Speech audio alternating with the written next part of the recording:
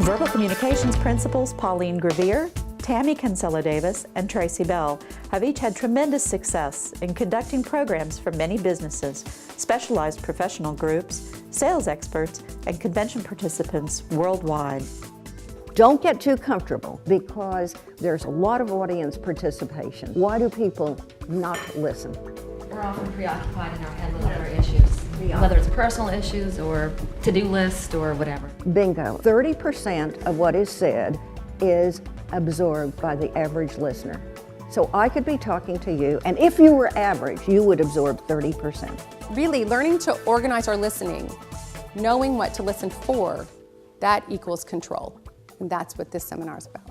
The point of this is that, we all come from different places, we have different backgrounds. It's very clear that if 5 people go to a business meeting or 5 people go to hear a speaker, that 5 people are going to have different interpretations of what they heard. Listening for emotional accelerators. Emotional accelerators are a lot like listening for the interests of others, but kind of with a twist. We're looking for those things that are really kickers. Sometimes for people, it's their children. It could be their involvement with the symphony or with the arts community. So we're looking for that because that accelerator is a key to them. Whichever principal leads your session, she will customize and focus on her client's specific goals. Subjects include how to control the perceptions of others and team building, how to listen in order to send accurate messages at the right time, how to change behavior by positive motivation, and many other professional and personal communications techniques that are discussed and practiced.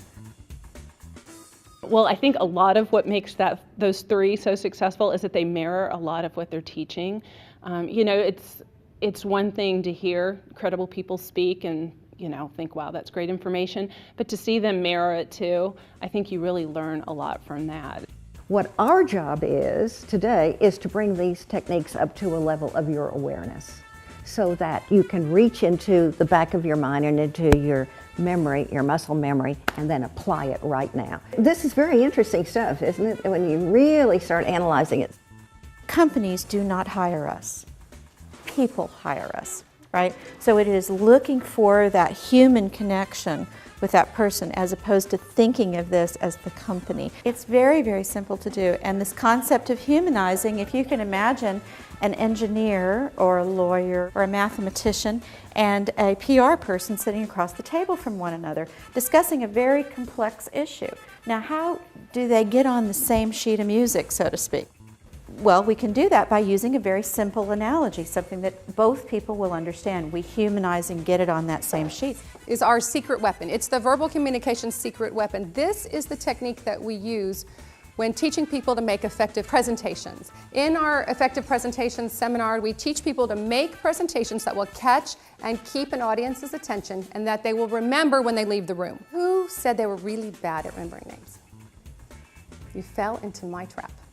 Okay? And it was a trap because you copped out. Come on, I said I couldn't do it, so now I have an excuse, I'm not gonna do it. But mind is a muscle. It's just like anything else in our body. If you want to improve your golf game, you go to the driving range. You want to run a marathon, you have to train to run a marathon. If you want to remember names, then you have to challenge yourself to do this. You can do it. You're just out of training right now. Well, maybe that's it. I hope that's it. It's not just my age. Please, this is the last time we refer to age in this seminar. It makes you step back and think, okay, I could use this at home as well as when you're dealing with work people, your family. Go back to your groups again, and you're going to tell each of the other people what you thought about their interests. Amy, I said country music, arts and crafts was your hobby, and rum and coke was your drink. And I thought I saw you drinking a beer when I met you, so I could be wrong on that one. It maybe that's all they serve. This morning. yes, in the parking lot while no one was looking. We all have things that are triggers and emotion packed to us, and those are the things that we need to make sure don't interfere with our important task of listening and hearing what the speaker's telling us. This is a very, very integral technique. We should have the control.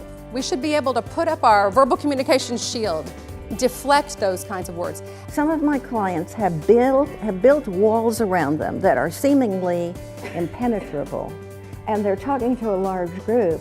I coach those clients to come in and tell a story of how they failed in their early years, how they made a very common mistake, what happened, you know, in spite of it all, here I am, and to laugh at yourself. The only way you can get people to really go over that wall is not to be overly humble, but say, hey, I've made the mistake too. We want to listen for results, listen for the person who's ready to buy, listen for the person who's ready to commit, and help them to do that. What our job is today is to bring these techniques up to a level of your awareness so that you can reach into the back of your mind and into your memory, your muscle memory, and then apply it right now. Tracy, Tammy, and Pauline may have unique styles and personalities, but all know how to create an environment where people can connect with each other. While participating in enjoyable exercises, everyone laughs as they learn. Audience members will leave the session inspired to apply their strategies that will allow them to speak the language of success. What I think more than anything I got out of this today is how to take the tools we were given and remember that when I'm listening.